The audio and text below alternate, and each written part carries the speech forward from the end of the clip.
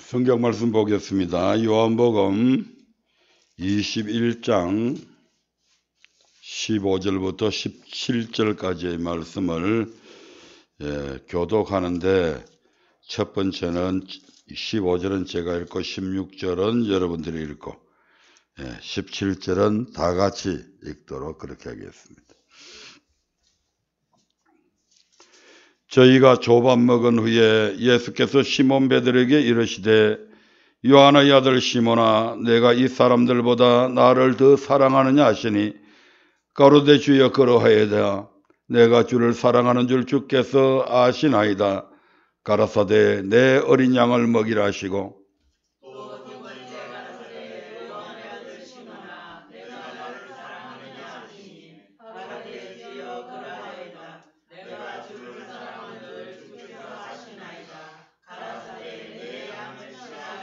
다 같이 세 번째 가라사대 요한의 아들 시몬아, 네가 나를 사랑하느냐 하시니, 주께서 세 번째 네가 나를 사랑하느냐 하심으로 베드로가 근심하여 가로되, 주여 모든 것을 아시오매 내가 주를 사랑하는 줄을 주께서 아시나이다.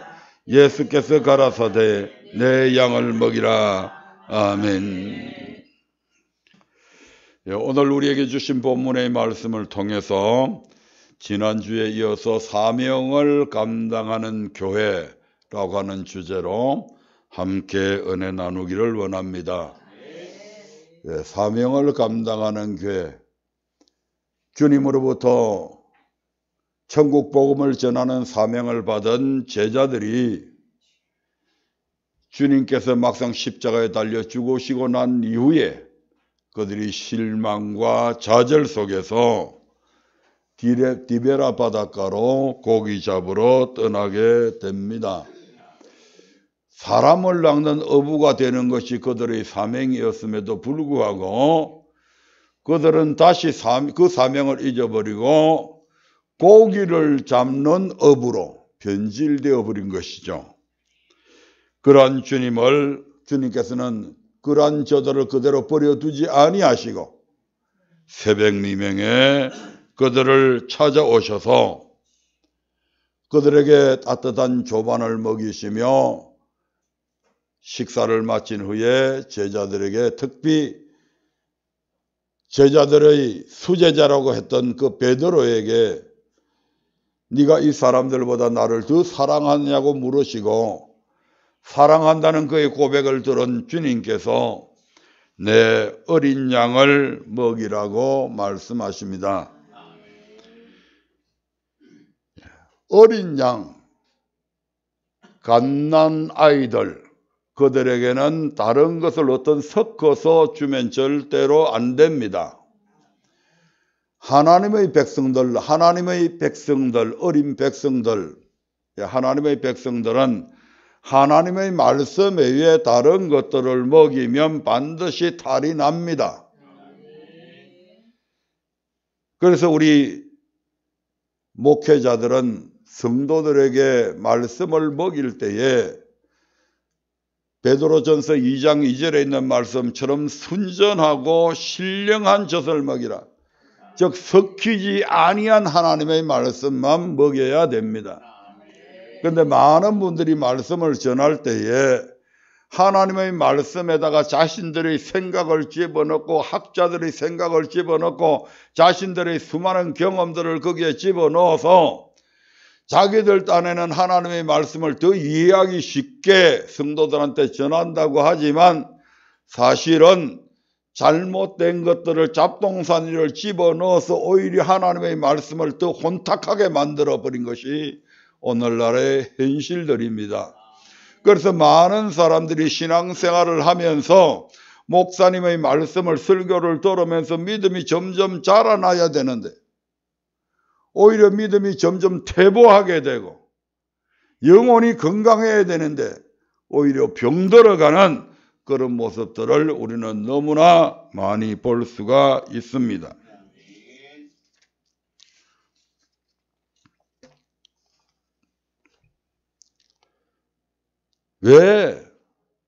왜 하나님의 어린 양에게 섞이지 아니한 하나님의 말씀을 먹여야 할까요? 그 이유가 무엇일까요? 우리는 누구에게 듣든지 간에 들은 대로 믿음이 자라나기 때문에 그렇습니다. 어떻게 자라난다고요? 듣는 대로 자라납니다. 그래서 그 예로 하나님께서 아담과 하와에게 야, 동산에 있는 선악과와 좋은 과일을 거기에 세워놓고 야, 저기에 있는 다른 과일은 네가 전부 다 먹어도 좋아. 생명나무의 과일도 먹어도 돼. 그러나 절대로 선악을 알게 하는 나무의 과일을 먹지 마라. 그거 먹으면 너 죽는다. 분명하게 말씀을 해주셨습니다. 그 말씀을 들은 아담과 하와에게는 야, 저 선악과 저거 먹으면 반드시 죽는 거야. 그래서 그 선악과를 뭐 쳐다보지도 않았어요. 다른 과일들을 뭐 바라보기도 했지만 그 선악과는 아예 쳐다보는 것 자체를 두려워했습니다. 저건 먹으면 쥐약이야. 저건 청산가리야. 저건 독약이야. 먹으면 죽는다고 그래서 하나님의 말씀에 대한 딱 믿음이 바로 서 있었잖아요. 그런데 어느 날 마귀란 놈이 뱀을 통해서 이 하와한테 다가와 가지고 잘 그 마음을 흔들어 봅니다. 야, 하나님이 참으로 동산에 있는 과일들을 먹지 말라고 그러더냐? 아니, 먹으라고 그랬어. 하지만 선악을 알게 하는 저 나무의 과일은 먹지 말라고 그래서. 근데 그때 마귀가 뱀을 통해서 뭐라고 얘기합니까? 아니야, 그건 거짓말이야. 저거 먹으면 네가 지혜로워져서 네가 하나님처럼 되는 거야. 그래서 하나님께서 그걸 염려해서 너보고 먹지 말라고 그런 거야. 얼마나 저 과일이 맛있는데. 그렇게 해서 그 마귀의 말을 듣고 선악과를 쳐다보니까 그 선악과가 어떻게 보였다고요? 지혜롭게 할 만큼 탐스러운 과일로 보암직하고 먹음직스럽고 먹으면 그냥 엄청 맛있는 과일로 보이기 시작한 겁니다. 저 과일만 먹으면 진짜 하나님처럼 지혜롭게 될 것처럼 그렇게 생각이 되어졌습니다. 그래서 그 과일을 결국 다 먹게 되잖아요. 자, 하나님의 말씀을 들을 때는 하나님에 대한 믿음만 있었어요. 마귀의 말을 듣는 순간 마귀에 대한 믿음도 생겨졌다 이 말이에요. 그래서 누구의 말을 듣느냐에 따라서 우리의 신앙이 자라난다 이 말입니다.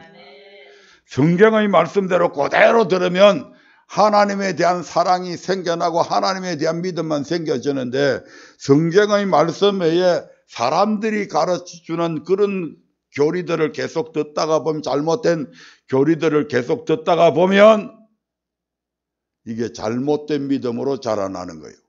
아멘.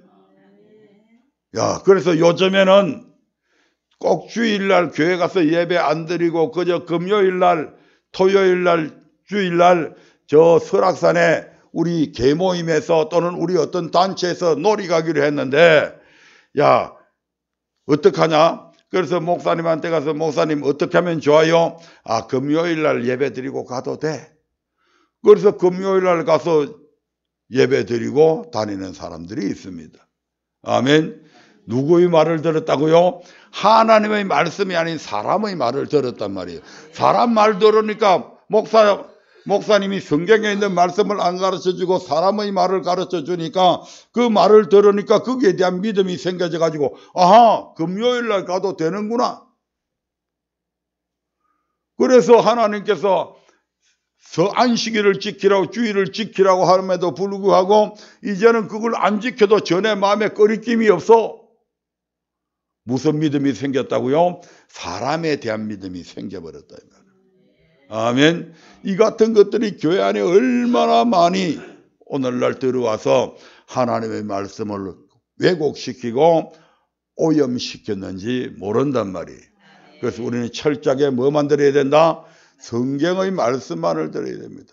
오늘 주님께서 베드로에게 내 어린 양을 먹이라고 하는 것은 절대로 섞인 말씀을 먹이지 말고 순수한 하나님의 말씀만 먹이라고 하는 교훈이 그 속에 담겨져 있는 것입니다. 예, 여기까지가 지난번 시간에 말씀을 드린 것 중에 대강 요약해서 말씀을 드린 것들입니다. 아멘. 예, 오늘 두 번째로 16절에 보니까 또 두 번째 가라사대 요한의 아들 시몬아 네가 나를 사랑하느냐 하시니 가로되 주여 그러하이다. 내가 주를 사랑하는 줄 주께서 아시나이다. 가라사대 내 양을 치라. 이렇게 말씀을 하고 있는 것을 보게 됩니다. 내 양을 치라. 베드로는 어떤 사람입니까? 성경적으로 보면 베드로가 원래 어부잖아요. 밤새도록 그물을 던져서 고기를 잡으려 했지만 한 마리도 그날따라 못 잡았어. 그물을 던져서 고기가 그물에 쌓이게 되면 당기면 무거워서 더 힘이 들어요. 근데 더 힘든 것은 그물을 던졌는데도 한 마리도 안 잡히는 게 어부한테는 더 힘든다니까요.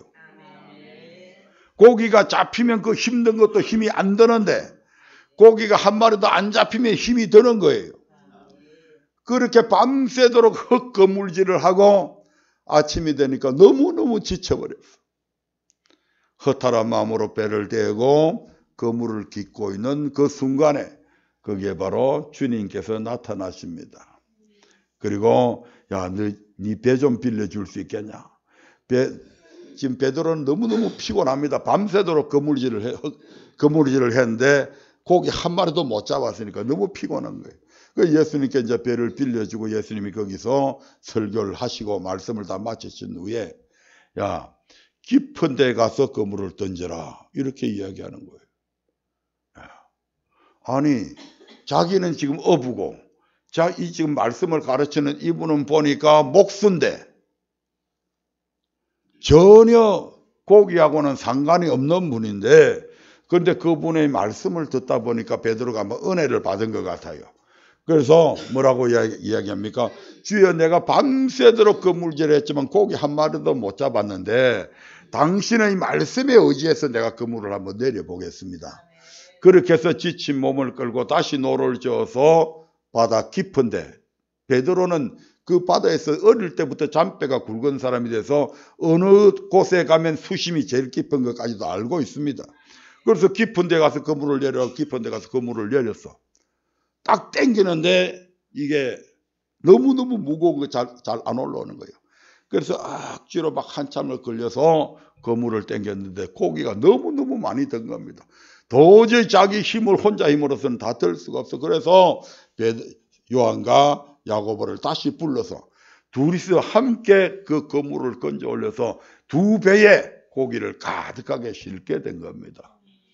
엄청난 기적을 경험한 거죠. 이 기적을 경험했을 때 우리는 야, 저분 때문에 내가 만선을 했다고 춤이라도 출 것 같은데 베드로는 어떻게 합니까? 그 순간 이분은 그냥 평범한 우리 같은 이런 분이 아니구나 하는 것을 알고 주님 앞에 딱 무릎을 꿇고 주여 나는 죄인입니다. 나를 떠나소서라고 하는 위대한 고백을 하게 되는 것을 보게 됩니다. 뿐만 아니라 베드로는 그 주님께서 네가 여태까지는 고기 잡는 어부였지만 이제부터는 내가 너를 사람 낚는 어부로 만들어 줄게. 나를 따라오라라고 했을 때 그 순간에 아니 잠깐 내 아버지한테 인사 좀 하고요. 내 직업이니까 이걸 좀 정리 좀 하고 이걸 다른 사람한테 배를 팔든지 그물을 다른 사람들한테 맡겨놓고 그리고 갈게요. 이게 아니고 주님께서 따라오라고 할 때에 그 즉시로 배와 그물과 자기의 모든 가정사를 다 버려두고 주님을 쫓았던 그런 결단 있는 그런 사람이었습니다. 아멘. 뿐만 아니라 마태복음 10장에 보면 모든 병과 모든 약한 것을 고치는 그런 권능도 받았습니다. 어느 날 주님께서 가이사라 빌립보 지방을 지나시면서 제자들에게 야, 사람들이 나를 누구라고 그러더냐?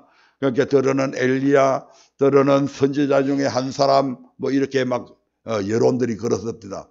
그랬을 때 예수님께서 그러면 너희는 나를 누구라고 생각하느냐라고 물어봤을 때 그 즉시로 주는 그리스도시여 살아계신 하나님의 아들입니다라고 최초로 고백했던 사람이 바로 이 베드로입니다. 네.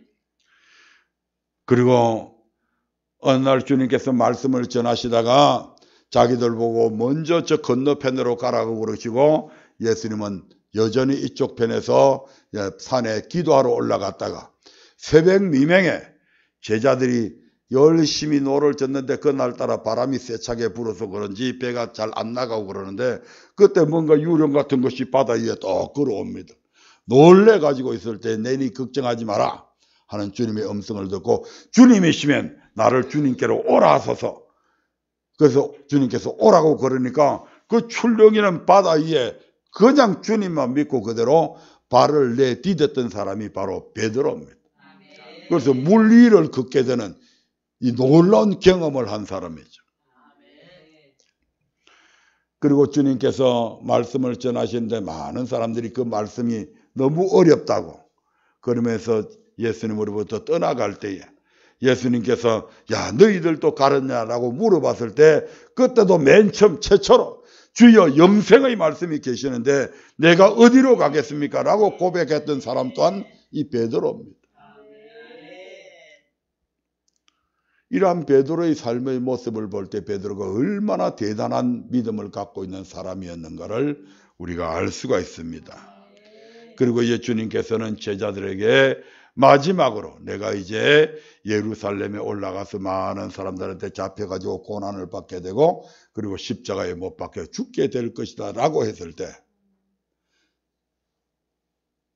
주님 무슨 말씀을 하십니까? 그리고 너희들이 다 나를 버리리라고 했을 때 주님 무슨 말씀을 하십니까? 다른 사람은 다 주님을 버릴지라도 나는 절대로 주님 버리지 않겠습니다. 주님이 오게 가면 저도 오게 가고요. 주님이 죽는 데 가면 나도 죽는 데까지 가겠습니다. 라고 호언장담했던 사람도 이 베드로입니다. 요한복음 13장 36절부터 37절까지의 말씀을 한번 보도록 하겠습니다. 요한복음 13장 36절 37절입니다. 시작.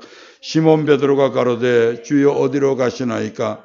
예수께서 대답하시되 나의 가는 곳에 네가 지금은 따라올 수 없으나 후에는 따라오리라. 베드로가 가로되 주여 내가 지금은 어찌하여 따를 수 없나이까? 주를 위하여 내 목숨을 버리겠나이다.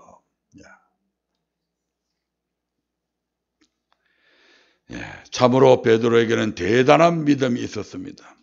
그러나 깨어있지 못함을 통해서 환난 속에 들어갔을 때, 즉 예수를 주로 시인하면 죽을지도 모르는 상황에 놓였을 때 비자 앞에서 부인하게 됩니다. 비자가 뭡니까? 여자 종을 가리켜서 비자라고 그럽니다.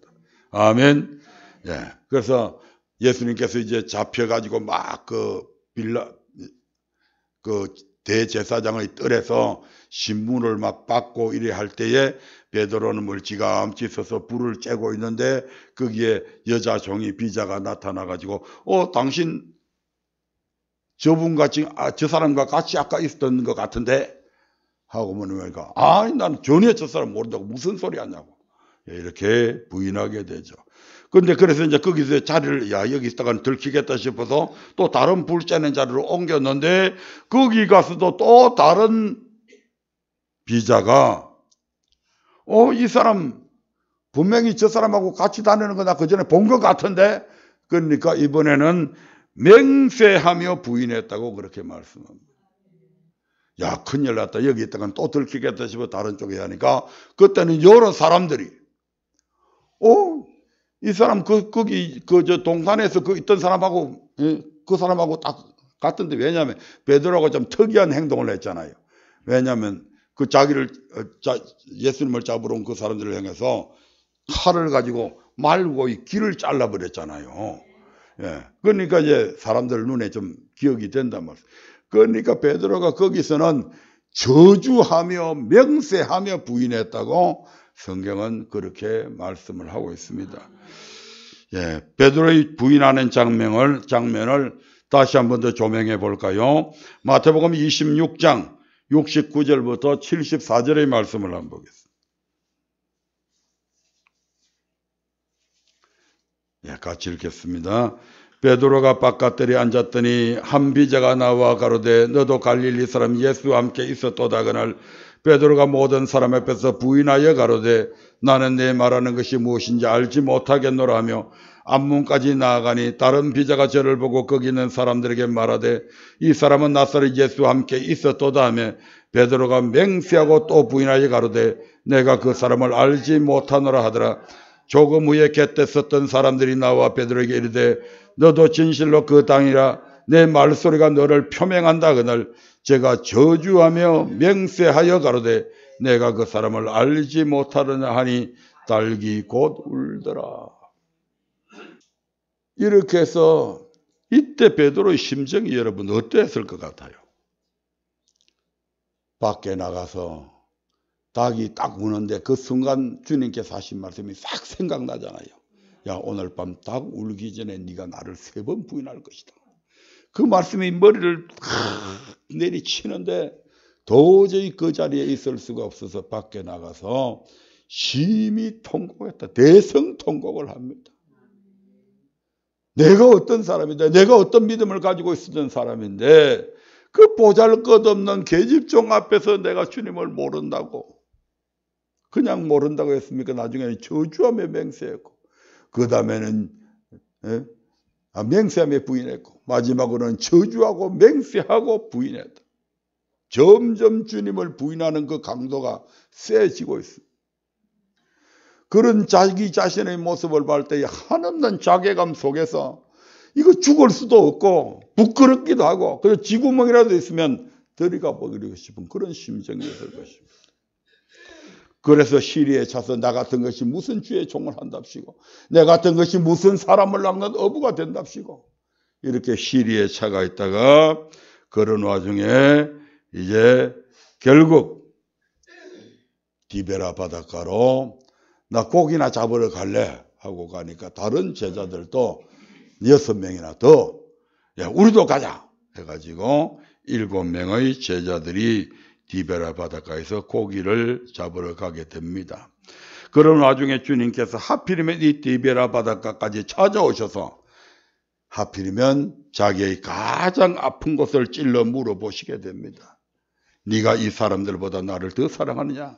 이 물음에 내가 주를 사랑하는 줄 주께서 아시나이다라는 고백을 부끄러움을 물어쓰고 겨우 대답했는데 그것으로 끝난 줄 알았는데 주님께서 또다시 네가 나를 사랑하느냐고 물어보신 것입니다.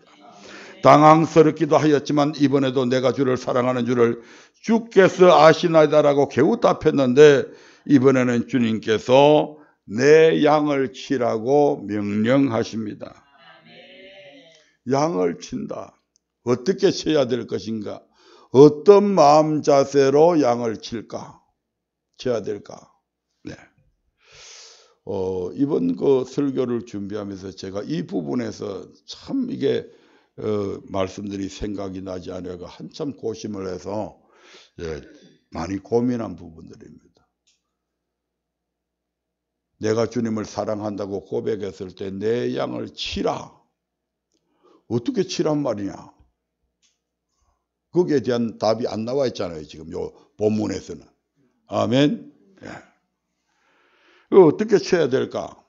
여러 가지를 고심하면서 제자들을 택한 목적에서부터 찾아 들어가 봤습니다.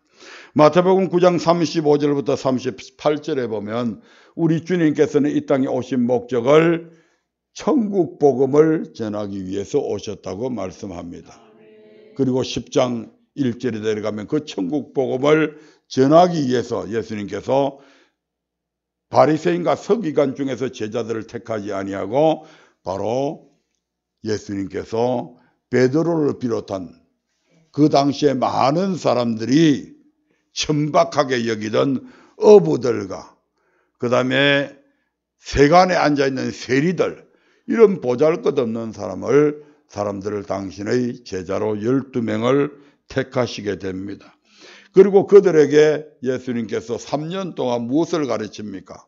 천국 복음을 가르치게 됨을 볼 수가 있습니다. 요한복음 17장 8절의 말씀을 통해서 한번 확인해 보도록 하겠습니다. 요한복음 17장 8절입니다. 같이 읽겠습니다. 나는 아버지께서 내게 주신 말씀들을 저희에게 주었사오며. 아멘. 예수님께서 이제 제자들과 최후의 만찬을 마치시고 마지막으로 하나님 앞에 기도하는 장면입니다. 나는 아버지께서 내게 주신 말씀들을, 아버지께서 예수님께 무슨 말씀을 주셨습니까? 천국 복음의 말씀을 주셨잖아요. 어떻게 하면 천국 가는지에 대한 말씀을 주셨습니다. 그 말씀들을 주님께서 지금 3년 동안 즉 제자들에게 주었다 이 말입니다. 아멘. 예. 그리고 예수님께서는 이제 그들을 가르친 그들에게 이제는 세상에 나가서 당신 대신에 저들이 천국 복음을 전하라고 저들을 세상에 보내셨다고 말씀합니다. 18절의 말씀을 한번 보겠습니다. 시작. 아버지께서 나를 세상에 보내신 것 같이 나도 저희를 세상에 보내었고. 아멘. 하나님 아버지께서 예수님에게 너는 세상에 가서 이 천국 하나님 나라의 복음을 전하라고 해서 세상에 보내신 것과 마찬가지로 예수님께서 이제 성천하셔야 되니까 이제는 제자들에게 하나님 나라의 복음을 내 대신 전하라고 그렇게 그들을 세상에 보내셨다는 말씀이죠. 예, 이처럼 제자들을 택하신 것은 천국 복음을 전하기 위함이었고, 그 천국 복음을 전할 때 오늘 본문의 말씀에 근거하여 볼 때에 내가 배신한 너를 용납하고 찾고 사랑으로 품어주었듯이 너도 양들이 배신하고 떠나갈지라도 미워하지 말고 사랑으로 칠 것을 당부하고 있는 것입니다.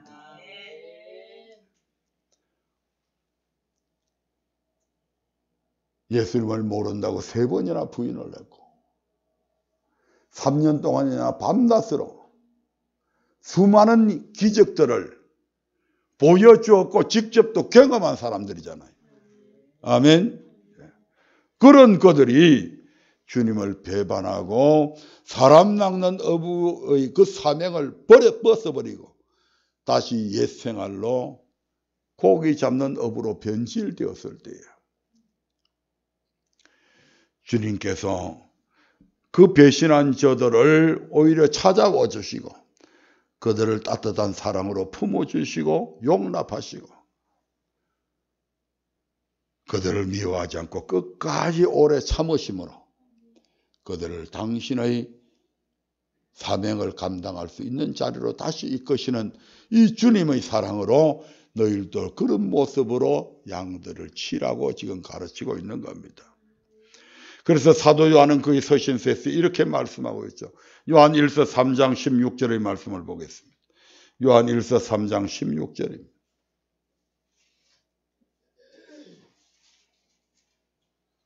시작. 그가 우리를 위하여 목숨을 버리셨으니 우리가 이로써 사랑을 알고 우리도 형제들을 위하여 목숨을 버리는 것이 마땅하니라. 아멘. 우리는 사랑을 모르던 사람입니다. 진정한 사랑이 어떤 것인지 우리는 하나님께서 알게 해주시기 전까지는 몰랐습니다. 그런데 여기서 주님께서는 우리에게 이 진정한 사랑이 무엇인지, 그가 우리를 위하여 목숨을 버리셨으니 우리가 이로써 사랑이 뭔지 알게 되었다 이 말입니다. 아멘. 그래서 우리도 생자들을 위해서 목숨을 버리는 것이 마땅하다. 요한일서 4장 11절도 보겠습니다. 시작. 사랑하는 자들아, 하나님이 이같이 우리를 사랑하셨은즉 우리도 서로 사랑하는 것이 마땅하도다. 사랑하는 자들아, 하나님이 이같이가 뭡니까? 주님께서 우리를 위해서 목숨을 버려서 사랑하는 것처럼. 아멘. 이같이, 하나님이 이같이, 즉 당신의 아들을 우리의 대속제물로 아들을 십자가에 내어준 그 사랑으로. 아멘. 이렇게 하나님이 우리를 사랑하셨으니까 이제 우리도 서로 사랑하는 것이 마땅하다. 아멘. 그러니까 주의 종은 이런 모습으로 당신의 양들을 위해서 목숨을 다해서 그들을 사랑할 뿐만 아니라 성도들과 성도들 사이에도 서로 사랑할 수 있도록 만들어가는 것이 바로 주의 종의 사명임을 지금 말씀하고 있는 겁니다. 그래서 예수님께서는 요한복음 10장에서 보면 당신 자신을 가리켜서 나는 선한 목자라고 얘기하잖아요. 한번 읽어볼까요? 요한복음 10장 11절부터 12절의 말씀을 한번 보겠습니다. 나는 선한 목자라. 선한 목자는 양들을 위하여 목숨을 버리오냐. 싹구는 목자도 아니요 양도 제 양이 아니라 이리가 오는 것을 보면 양을 버리고 따라 나나니 이리가 양을 넉탈하고 또 해치느니라. 따라 나는 것은 제가 싹구는 까닭에 양을 돌아보지 아니함이나 나는 선한 목자라. 내가 내 양을 알고 양도 나를 아는 것이 아버지께서 나를 아시고 내가 아버지를 아는 것 같으니 나는 양을 위하여 목숨을 버리노라.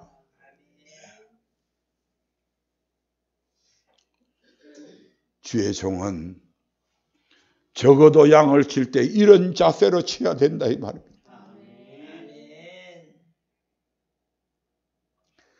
목숨을 버릴 각오를 갖지 아니하면 주의 종의 사명을 결단코 감당할 수 없을 것입니다. 자신의 양떼들을 위해서 나는 선한 목자다. 선한 목자가 있는 반면에 싹군 목자도 있습니다. 성도들 한 명 한 명이 들어오면 저 사람은 얼마 헌금을 내겠구나 해서 내가 저 한 명의 성도가 들어오면 그를 통해서 내한테 얼마의 수입이 떨어지겠구나. 내가 얼마나 잘 먹고 잘 살겠구나. 이거 계산되는 싹군 목자도 있다니까요. 정작 양들이 어려움을 당하면 외면해버리는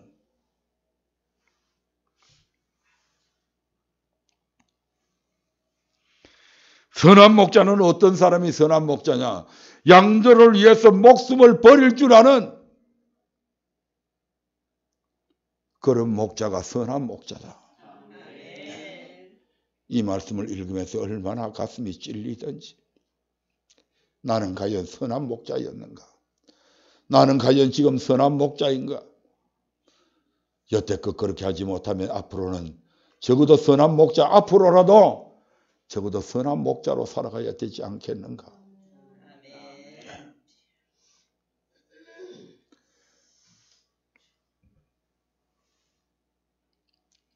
구약에 보면 이런 선한 목자의 삶을 그대로 살아간 사람이 한 사람이 있습니다. 다윗이라고 하는 사람이 있죠. 어릴 때부터 그는 양치는 목자였습니다. 아주 어릴 때부터요. 그래서 형들의 모임에도 늘 끼지 못하고 너무 어리다고. 형들이 모여있을 때 들판에서 야, 너 양 좀 보고 있어. 우리 좀 갔다 올게. 그 어릴 때부터 양을 치던 이 다윗은 양들에 대해서 너무너무 잘 알고 있었습니다. 양 한 마리 한 마리의 상태나 그 양들이 어떤 걸음걸이나 눈망울만 봐도 저 양들이 지금 어떤 상태에 있구나라고 알 정도로 얼마나 다윗은 그 양들을 사랑했는지 모릅니다. 그래서 시편 23편에 보면 다윗은 목자의 심정을 너무너무 잘 알고 있는 겁니다. 그래서 그 시편 23편에서 그 목자의 모습을 그대로 자기 자신에 빗대어서 지금 여호와는 이런 목자다 하고 지금 고백을 하게 되잖아요. 아멘. 한번 볼까요? 시편 23편. 같이 읽어보겠습니다. 여호와는 나의 목자시니 내가 부족함이 없으리로다. 그가 나를 푸른 초장에 누이시며 쉴 만한 물가로 인도하시는도다. 지금 자기 자신이 목자였을 때 그 양들에게 부족함이 없는 목자가 되기 위해서 그들을 푸른 초장에 쉴 만한 물가로.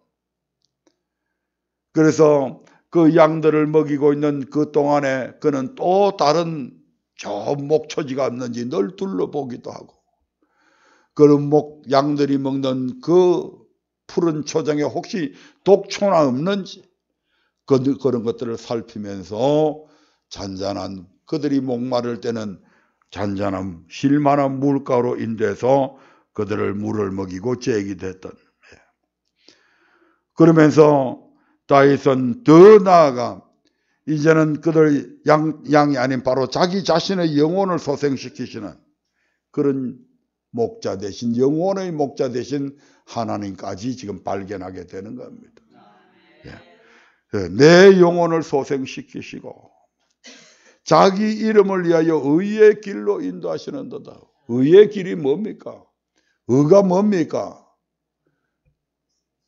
율법을 듣는 것이 의인이 아니요 율법을 많은 자가 행하는 자가 의인이다. 다시 말씀드리면 율법을 행하는 길로 복음대로 살아가는 길로 나를 만다고요? 인도하신다. 누구를 위해서? 당신 자신의 거룩하신 이름을 위해서 그렇게 하신답니다.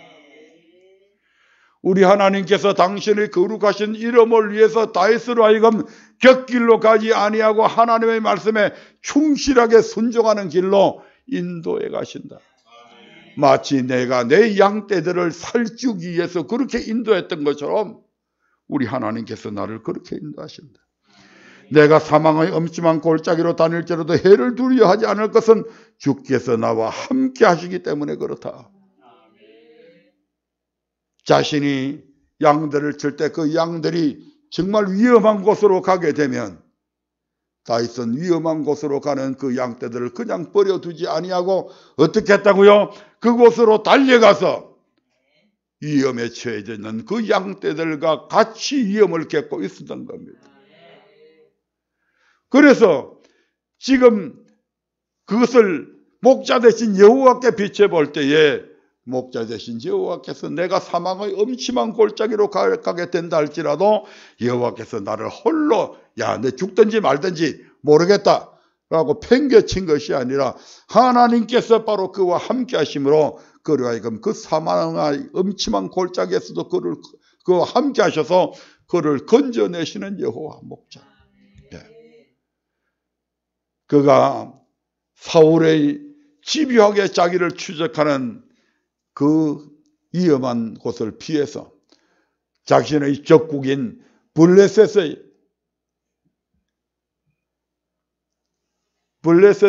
그 왕한테 아기스 왕한테 거기에 망명을 갔을 때에 많은 사람들이 다윗을 아기스한테 고발을 합니다. 왕이여, 도대체 당신 정신이 있습니까 없습니까? 많은 방백들이. 저 지금 다윗이 누군지 압니까? 바로 우리의 영웅인 골리앗을 죽인 그 영웅입니다. 그 다윗입니다. 어떻게 적장을 당신의 수하에 두시려 합니까? 그래서 아기스 왕이 사람을 보내서 다윗을 불러오는데 다윗이 이제 가면 끝장나는 거예요. 지금. 근데 거기에 갈 때에 우리 하나님께서 다윗에게 지혜를 줍니다. 다윗이 입을 비틀고 침을 질질 흘리면서 눈을 까디짓고 미친 채 하는 겁니다. 그래서 그것을 본 아기스가 저게 무슨 내게 위험이 된다고 너희들은 그런 소리를 하냐. 그래서 다윗이 그 위기에서 모면을 하게 되는 거죠. 사망의 엄침한 골짜기 속에 있을지라도 여호와께서 함께 하시면 우리 하나님께서 어떤 위험 속에서라도 우리를 건짐을 지금 다윗은 시편 23편 속에서 노래하고 있는 겁니다. 그 뒤에도 주께서 내 원수의 목전에서 내게 상을 바래.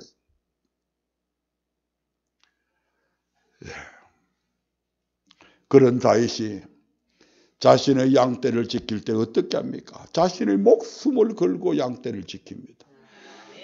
사무엘상 17장 34절부터 37절의 말씀을 한번 보겠습니다. 사무엘상 17장 34절부터 37절. 시작. 다윗이 사울에게 고하되 주의 종이 아비의 양을 지킬 때에 사자나 곰이 와서 양떼에서 새끼를 움키면 내가 따라가서 그것을 치고 그 입에서 새끼를 건져내었고 그것이 일어나 나를 해하고자 하면 내가 그 수염을 잡고 그것을 쳐 죽였었나이다. 주의 종이 사자와 곰도 쳤은적 사실은 하나님의 군대를 모욕한 이 할례 없는 블레셋 사람이리까 그가 그 짐승의 하나같이 되리이다. 또 가로되 여호와께서 나를 사자의 발톱과 곰의 발톱에서 건져내셨은즉 나를 이 블레셋 사람의 손에서 건져내시리이다. 사울이 다윗에게 이르되 가라 여호와께서 너와 함께 계시기를 원하노라. 얼마나 대단한 사람입니까? 자기의 목숨을 다해서 양들을 자기의 양떼를 보호했던 사람이 바로 이 다윗입니다. 얼마나 그 양들에 대해서 선한 목자였나 이 말입니다.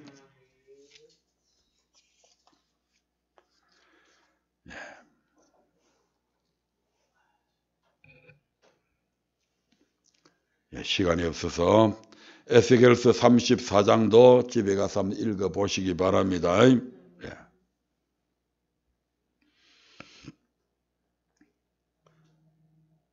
목자의 사랑은 그러나 이 목자의 사랑은 단순히 양들을 감싸고 희생하는 것으로 끝나서는 안 됩니다. 이제는 섬기고 희생하고 용서할 수 있는 성도들로 훈련시켜 나가야 된다 이 말입니다. 단순히 양떼들을 감싸기만 하고 돌보기만 하는 선에서 그치면 안 됩니다. 그 양떼들로 하여금 자기들 양떼끼리도 서로 배려하고 서로 돌봐주고 서로 사랑할 수 있는 그런 자리까지 훈련시키는 것이 목자의 사명이다 이 말입니다. 그래서 마태복음 28장 18절부터 20절에 보면 주님께서 내가 너희에게 분부한 모든 것을 말하고요 가르치라. 그뿐만 아니고 또 말하고요 지키게 하라고까지 말씀하잖아요. 주의 종은 가르칠 뿐만 아니라 여러분을 지킬 수 있는 사랑할 뿐만 아니라 서로 사랑할 수 있는 성도의 자리에까지 이끌어 가야 됩니다.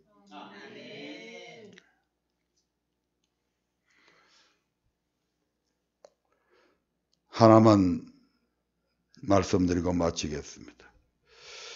크바디스 도미네라고 하는 기독 영화가 있는데 어느 분이 그에 대한 글을 유튜브에 올려서 소개하고 마치겠습니다. 학창시절에 감명 깊게 본 기독교 영화는 크바디스 도미네 주위 어디로 가시나이까 였습니다. 수십 년이 지난 지금도 몇 장면이 기억에 남기도 합니다. 이 작품은 1895년에 노벨 문학상을 받은 폴란드 작가에 의해서 쓰여진 소설을 바탕으로 여러 차례 리메이크 되면서 기독교인들이 사랑을 받아온 영화입니다. 그 속에서 베드로는 네로의 핍박을 피해서 로마로부터 빠져나오는 길목에서 부활하신 예수님을 만납니다. 베드로는 예수님을 붙잡고 물었습니다. 주여 어디로 가시나이까요? 주님은 베드로에게 네가 십자가를 지지 않기에 도망가는 로마로 다시 한번 십자가를 지러 간다고 하십니다. 베드로는 결국 로마로 돌아가 순교합니다. 기독교는 행복의 종교인가요? 불행의 종교일까요? 축복의 종교일까요? 고난의 종교일까요? 두 가지 다 어떤 의미에서는 다 맞는 이야기입니다. 신앙생활을 처음 시작하는 분들이 늘 고민하는 것들이 있습니다.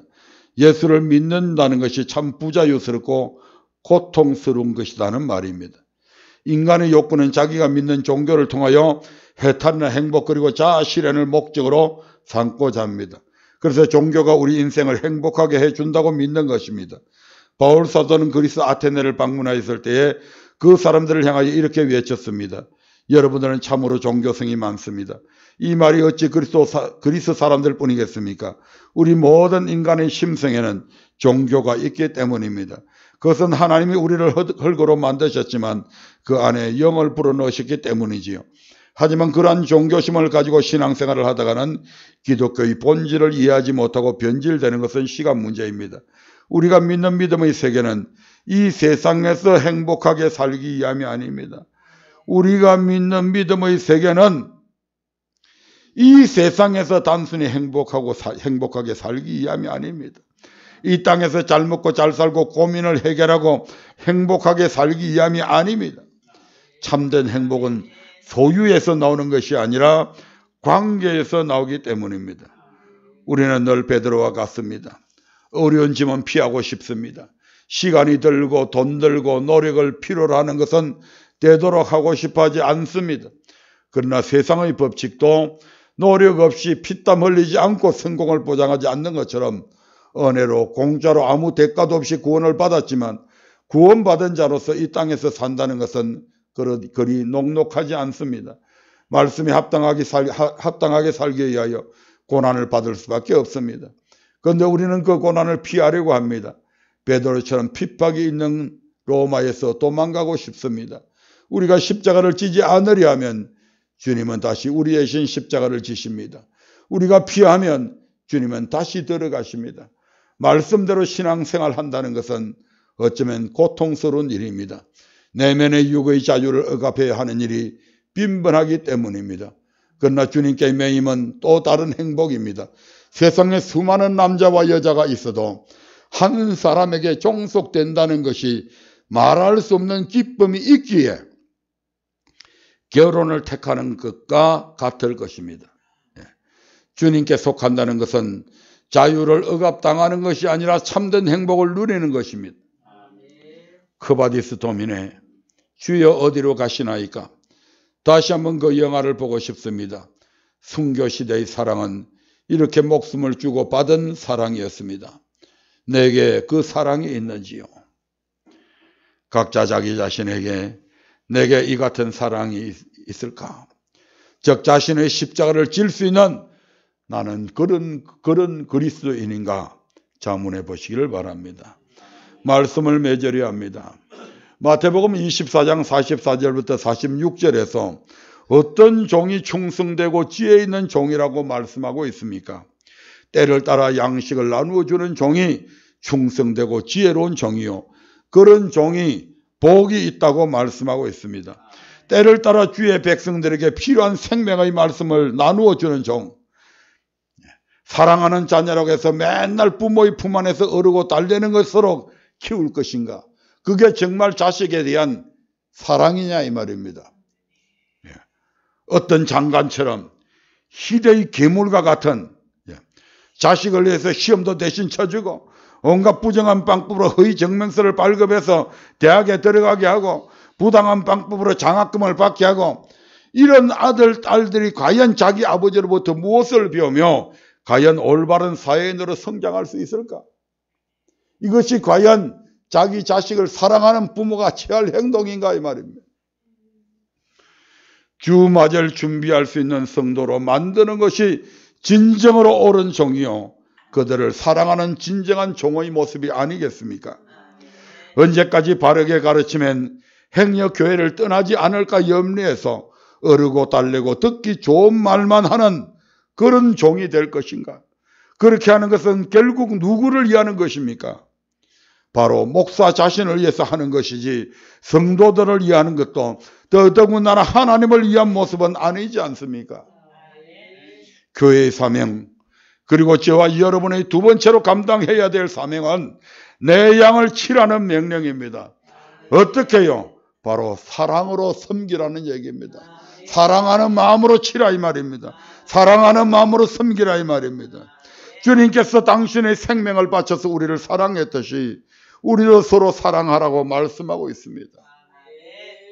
옆에 분들에게 이렇게 인사하시기 바랍니다. 서로 사랑합시다. 서로 용서합시다. 서로 희생합시다. 서로 섬깁시다. 서로 격려합시다. 서로 위로합시다. 네. 그래서 주님의 두 번째 명령을 완수하는 언약 식구들이 다 되시기를 주님의 이름으로 축원드립니다.